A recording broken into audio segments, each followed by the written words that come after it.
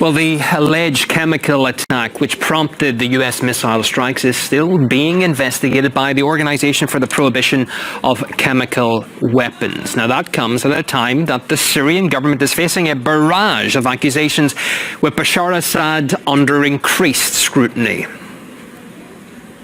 These horrific images of human suffering are the kind that can start wars. These heinous actions by the Assad regime cannot be tolerated. The US and its allies are adamant that this was a government chemical weapons strike. But why would Assad go and shoot himself in the foot like this, especially days after the US declared that they would no longer set on removing him from power? A sarin gas attack on a Damascus suburb back in 2013 almost triggered an international intervention. Assad surrendered his entire chemical and biological arsenal to avoid it. Syria claims that in this latest incident, their airstrikes hit a rebel chemical weapons facility, releasing the gas. And then there's also this. In 2013, the Turkish press reported that police had caught Al-Qaeda affiliates on the Syrian border with sarin and/or the chemicals needed to produce it.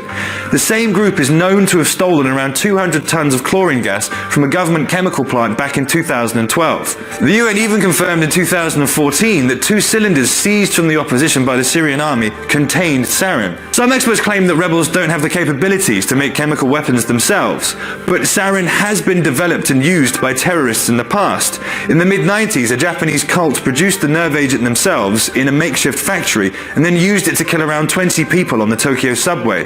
With world leaders rushing to escalate the war in Syria, why aren't we taking the time to investigate this tragedy fully?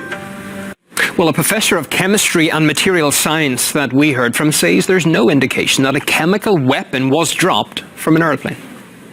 Well, chlorine gas is very easy to get, but chlorine gas is not very effective at all. If dropped from an airplane, it's going to be very difficult to kill masses of people. I would be surprised if that many people would have died had it been chlorine. Chlorine is very hard to disperse like that, to disperse it properly.